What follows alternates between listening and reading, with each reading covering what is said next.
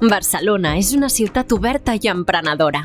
La innovació, la cooperació i el treball en equip són pilars fonamentals del seu caràcter i també són imprescindibles per trobar solucions a l'escassetat d'habitatge assequible a la ciutat. Arran de la crisi financera, es va fer evident la necessitat de concebre l'habitatge com quelcom més que un bé mercantil. L'habitatge, una llar, és un espai per créixer, viure, sentir-se segurs, estimar i ser estimats i on envellir de forma digna. A Barcelona, l'habitatge és clau per definir quina ciutat som i quina ciutat volem ser. I és un repte que cal afrontar plegats per transformar la realitat i aconseguir un nou marc on un habitatge digne estigui a l'abast de tothom. Per fer-ho, des de l'Ajuntament de Barcelona s'aposta per treballar de forma holística per trobar solucions. S'han posat en marxa diverses vies d'actuació, entre les quals, i molt especialment, l'ampliació del parc públic. Per fer realitat aquesta transformació, el treball en equip és vital.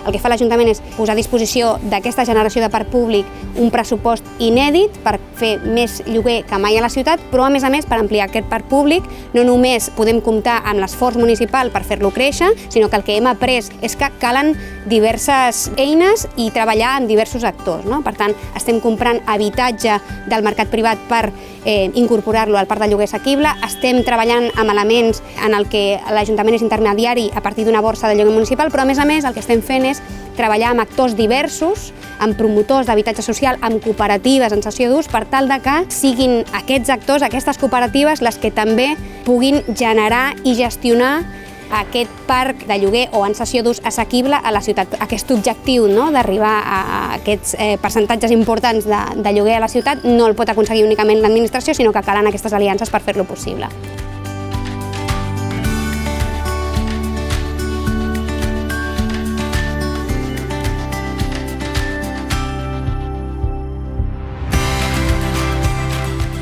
El model d'habitatge cooperatiu per nosaltres el que suposa és deixar enrere un model d'accés a l'habitatge basat en l'especulació i en l'endeutament massiu de la població per tal d'anar cap a models que el que busquen és garantir un dret bàsic, garantir l'estabilitat, però no pas a través de la generació d'una propietat individual, sinó de la garantia d'un dret d'ús.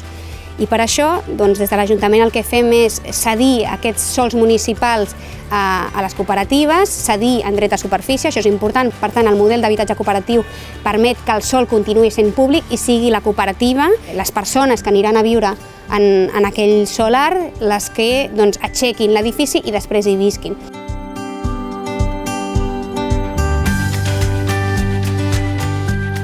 El cohabitatge és un model de tinença que podríem definir que és intermig entre la propietat i el lloguer. La característica principal és que les persones no paguen un lloguer ni són propietàries d'una part de l'edifici, sinó que tot l'edifici és propietat de la pròpia cooperativa, que cedeix l'ús d'aquests habitatges als cooperativistes. Aquest model, des de l'Ajuntament el trobem molt interessant perquè és un model que és no especulatiu, que permet donar un habitatge digne a les persones, que a més sigui estable en el temps i que la propietat del sòl sempre sigui de l'Ajuntament. I aquest és un tema que per nosaltres era molt important, no perdre la propietat del sòl, però en canvi donar alternatives perquè hi hagi solucions habitacionals que estiguin gestionades per les pròpies persones que viuran en el pis. Aquest és un tema també molt important per nosaltres i la gent se sent implicada. Nosaltres venim d'un model en el qual els nostres usuaris o compraven pisos que fèiem nosaltres o els lloguen, i en canvi aquí el que els fem és implicar en la gestió, en la construcció dels seus propis habitatges, i ens sembla també molt important.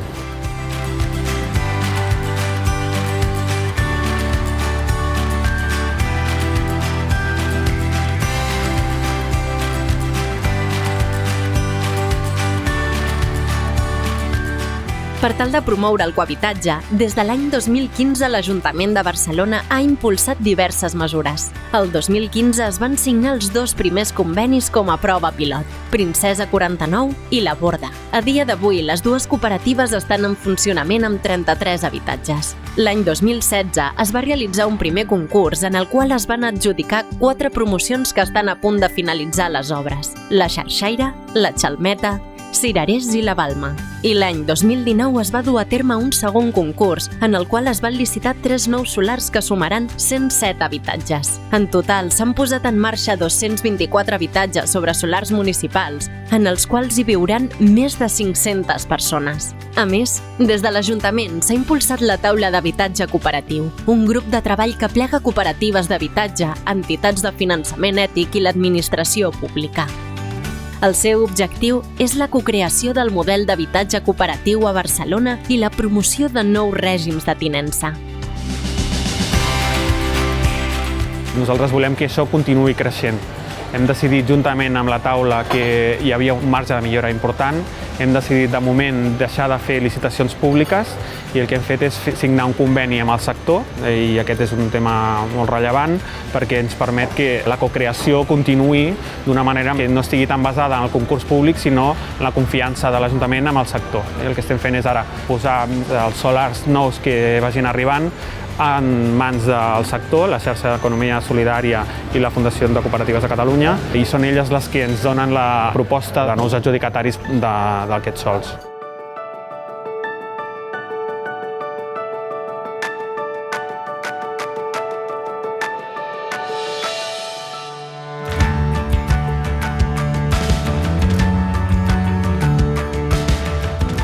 I el desenvolupament d'aquest model d'habitatge cooperatiu, evidentment, està passant perquè hi ha una voluntat política, diguem, des de les administracions al darrere, però sobretot molt important perquè hi ha tot un teixit social, veïnal, comunitari, que està molt vinculat a l'economia cooperativa, a l'economia social, que està, diguem, impulsant i demanant aquests projectes, i que això fa que els projectes d'habitatge cooperatiu al seu voltant generen noves maneres de pensar l'economia, el finançament d'aquests projectes està relacionat amb la banca ètica, condicions laborals de les persones que treballen en aquests projectes d'habitatge cooperatiu també no són les tradicionals subjectes a les regles del mercat. Els elements constructius, per exemple, tenen en compte molt factors de sostenibilitat ambiental que en la construcció tradicional també desapareixen del mapa. El model de l'habitatge cooperatiu no és només una cosa aïllada de la resta de l'economia social, sinó que està creuada per aquests eixos que el fan també més atractiu. Són projectes que tenen molta voluntat d'obrir-se al barri, d'estar vinculats a l'entorn. A l'entorn parlo des dels comerciants, a les escoles, a qualsevol activitat que hi hagi al barri, amb molta voluntat de generar xarxa i d'integrar la cooperativa, que no sigui un bolet aïllat del que passa al seu voltant, sinó que integrar-lo en el territori en el que estigui.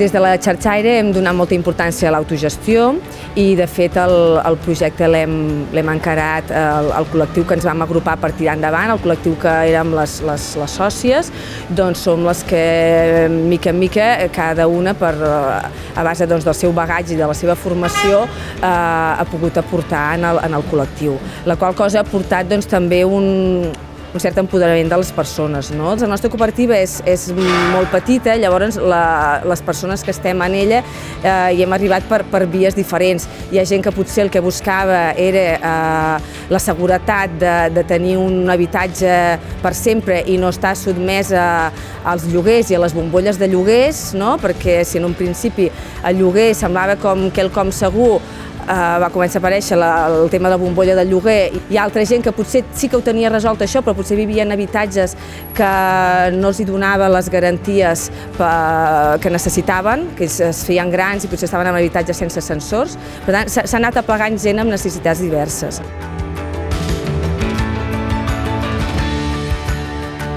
Les cooperatives d'habitatge en cessió d'ús aporten a les persones usuàries que hi viuen diversos avantatges. D'una banda, estabilitat en el temps, en comparació amb el lloguer, per exemple, que té una temporalitat fixa, i de l'altra banda, un aspecte més comunitari, perquè no s'hi viu d'una forma tan individualitzada, sinó que comparteixes més espais i més vida amb els teus veïns i veïnes.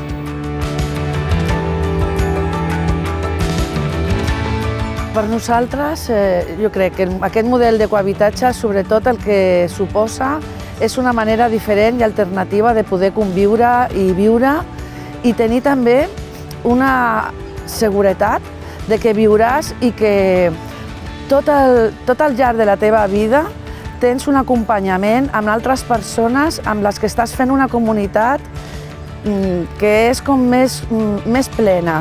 La convivència, a més, doncs cada una de les persones pot tenir unes necessitats que comunitàriament ens podem ajudar a resoldre-les i no te trobaràs sol. Tindràs la teva intimitat, la teva independència, però al viure en comunitat, amb tota una sèrie de coses, decisions col·lectives i sobretot acompanyament, doncs aleshores el que tindràs és que te sents més part d'una societat i d'una comunitat.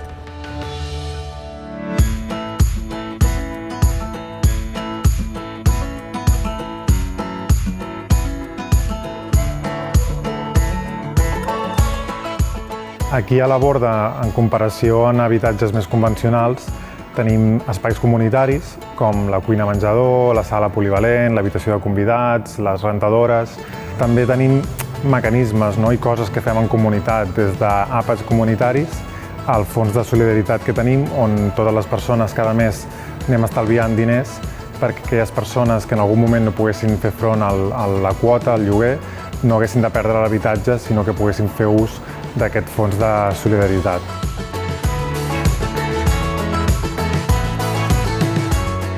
Aquest projecte és únic. A Espanya és l'edifici més alt de fusta. Quan acabi d'estar l'edifici no veurem tota aquesta fusta perquè estarà arrebossat i pintat. És un espai que a més té uns espais comuns. Tindrem una biblioteca comuna, un espai de reunions amb totes a la planta baixa.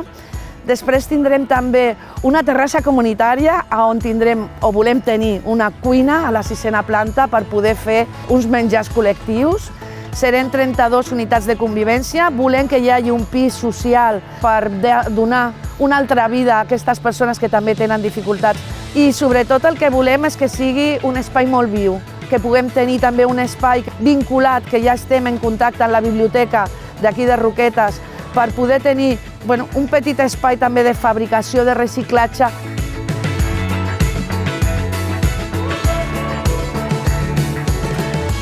Conscients que les famílies aniran variant al llarg del temps, vam concentrar com la mobilitat, la flexibilitat en els propis habitatges, de manera que hi haguessin habitatges que poguessin passar d'una, dues o fins i tot 3 habitacions per adaptar-se als canvis de les famílies al llarg del temps. La part comunitària l'hem concentrada tota a la planta baixa i també a la planta coberta. La planta coberta seria la part més de la nostra pròpia comunitat, i la planta baixa sí que seria un espai comunitari d'obertura al barri.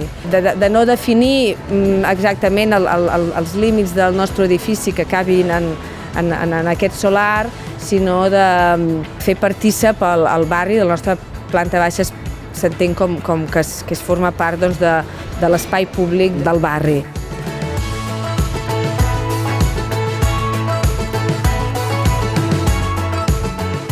Jo estic encantada i tinc moltíssima il·lusió. Em sembla gairebé impossible que pugui ser una realitat i a vegades te poses emoció, no? Però és que va ser únic. És únic i és un projecte encisador i totalment... És que una altra economia és possible realment i nosaltres l'estem fent. El cohabitatge és emoció, compromís, innovació, comunitat i treball en equip, però també la punta de llança d'un seguit de projectes fruit d'una ciutat inconformista. Una ciutat on ara l'habitatge és clau.